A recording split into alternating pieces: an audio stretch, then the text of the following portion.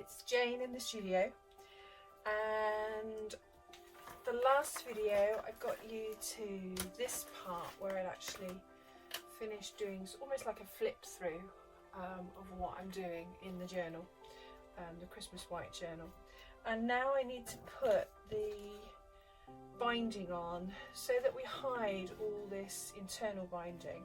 So this is actually going to be the spine. And I've worked it out. I've measured how wide the spine is on here, and then I'm going to decorate the spine now. Now I've put a bit of the trimming actually on, and you can see I've put a bit of this almost like net trimming on, and underneath I've trapped some little pieces of shredded textiles to go underneath, and then I'm going to actually sew these in position, and I'm just going to do it with a straight stitch. It wants to be quite rustic.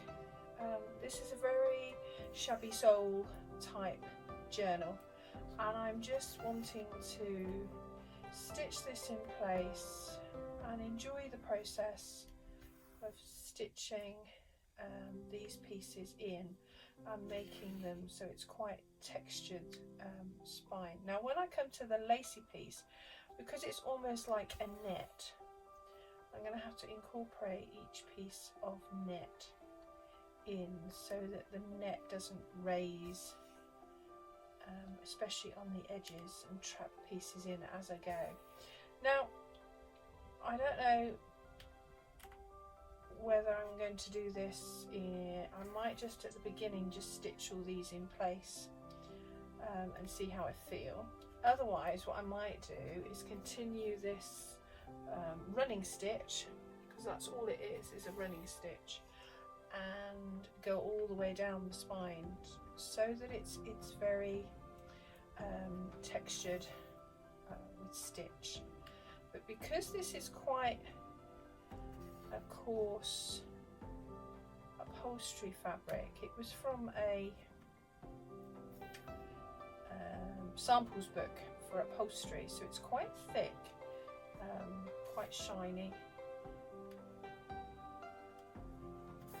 Also you can see the lines on the back, so I know that's the line for there, which is literally the edge of these. So when these turn up, they're almost sticking off and stand out, and that's what I actually want to give it some texture. I think I'll go up and down it twice.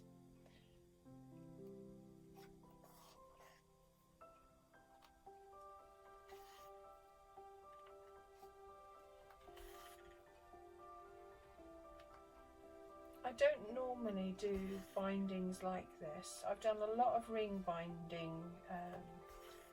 for books. I've done a lot of altered books where you're literally using and covering the book that is, and also take sketchbooks and then just keep adding stuff to the sketchbook, and then they become a part almost of the spine itself. And then just stick things on. I don't tend to actually make full books with signatures, but this one actually called for that. Now I've just done a bit of a back stitch on this one to secure it. I'm just going to go back through to the front.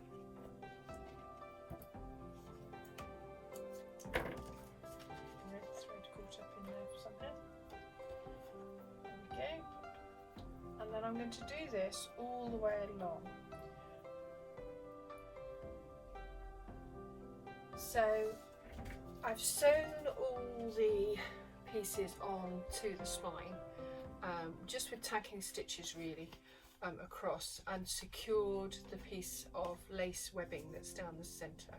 I've now added this rose. Now this rose was one of those shabby chic roses that was on, you could buy it by the metre, and it was one of the last ones left, and it was very, very tattered because it was obviously on the end. It got quite a lot of use. And then I've taken apart an old necklace that I showed you when I was collecting all the bits and pieces together, and I've wanted these pieces, which were the pearls, and they're actually going to go in between there, so you can see that's what that's going to be. So I'm now going to stitch these pearls into place. Now I'm going to stitch them together in sort of 3 places. When you're beading or anything, it's a good job to have a beading mat. I've got to find mine, funny enough, from the move around, and so I'm using the offcut from this upholstery fabric just to hold my beads in place, so I know where they are and what's going on. And I'm just going to do a couple of stitches in the links of the beads to hold them in place so that they will stay on the spine. And you need to go over and over them so that they really do hold and they don't come off, because the spine will actually get quite a lot of wear and tear. When you're making a spine, really make sure that you secure everything that you put on it really well, because it's actually on the outside of the book. And not only that, lots of things get rubbed up and down on it, and it's handled a lot. So I'm just securing where the links are. I'm securing where they've held on, and I'm just going to do the end, so the end link. Now I've left the links on the end because I don't know whether I want to actually put some dangles off of these, so I have left the bead links on, and they were actually closed bead links, so I'm okay with that. And I'm just checking before I do any more that they're definitely inside my pencil marks, because I'm actually going really by the lace that I put down the middle.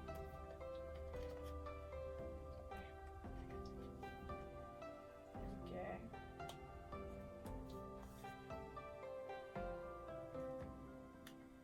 So just securing those down so that they're all in place. Just go over and over on the back. On this piece I've actually got the piece of paper that was holding the samples together, so I'm having to go through that as well, which is quite a feat in itself.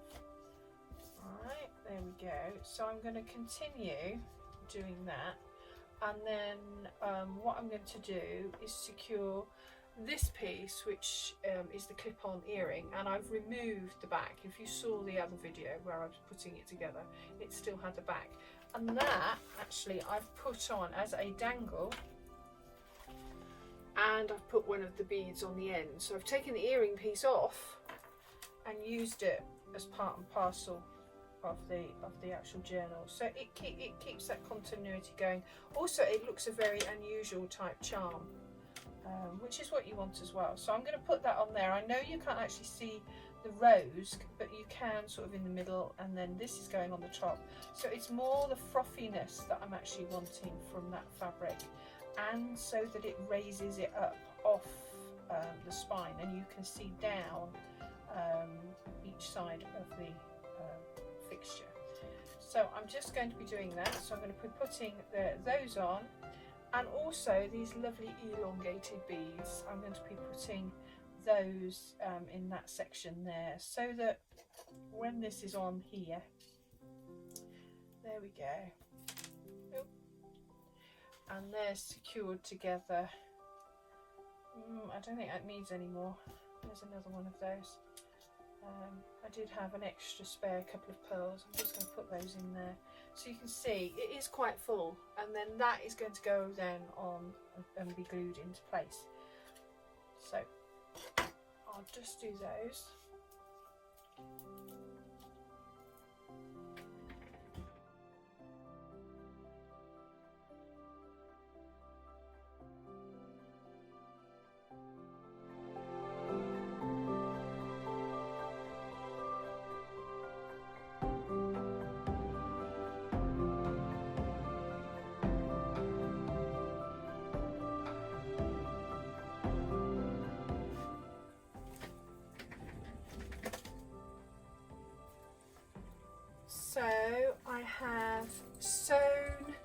the spine, finished off the spine. I've then actually glued it to the inside of both the front and the back of the book covers, and then either side of the spine I've used hot glue and then pushed it and actually held it so that it was actually held at a position to actually hold the spine in place. And then with these pieces here, which were part of the original book, I've then put over the top and secured them again with glue, so that they give it some extra stability. On the inside, this is the back, so you can see this is what the spine was, with all the signatures was secured to. Then there's the fabric from the spine that I've made to cover all the pieces. I've painted all the way round. I've painted the piece of wallpaper. That's going to go on the top of there, but before I put that on, I'm actually going to put some of this lame on the inside, because I want to secure it with a bow finding. So I'm actually going to put that there, and then pop the scene from Narnia there, and actually then to make this more integral part of the book, I'm going to put the snow paint up onto the snow and some of the areas of the trees. Then the front, again, that's got to be painted all the way round. The fastener for the journal has got to go inside and glued, and then I will pop that wallpaper again, which is what I've glued all the way around, and secure that. And then that will be the journal, near enough finished, because I've actually gone through and I've added, and you can see I've added a lot more charms, and I'm going to do a flick through in another video. So I hope you've enjoyed how I've actually put the spine and the binding on here, and also the look of this journal. I'm really enjoying, and I'm really pleased at how this winter white Narnia inspired journal is looking.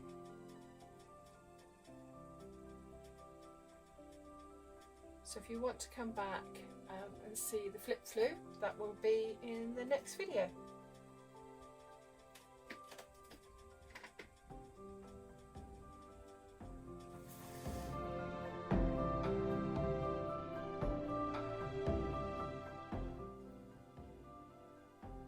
So here is the winter white journal finished, and as you can see, it's got quite a few signatures, and it is quite a full journal.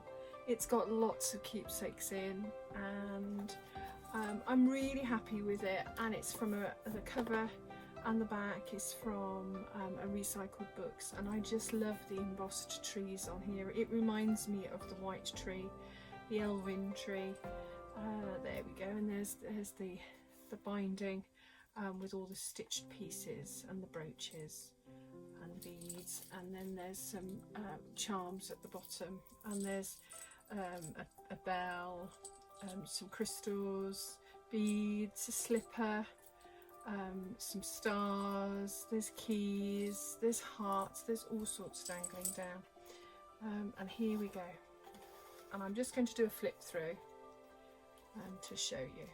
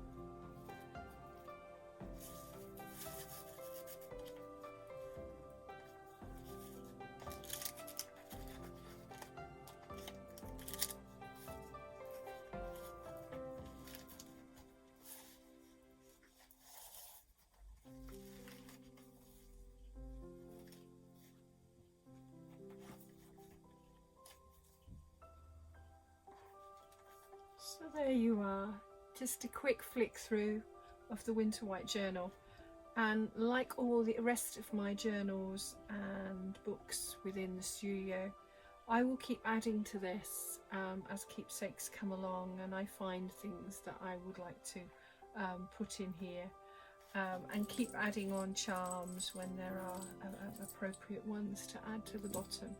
So it almost becomes a working document, which a lot of the journals do in our studio here. I hope you enjoyed this one, and if you'd like to see more, subscribe. Please leave a comment of what you actually think of it. It would be nice to know, you know, sharing it with you, what you think. And I've really enjoyed making it, and it's just been so sparkly at this time of year as we're getting into the bleak midwinter. So there we go. Thank you for visiting the studio.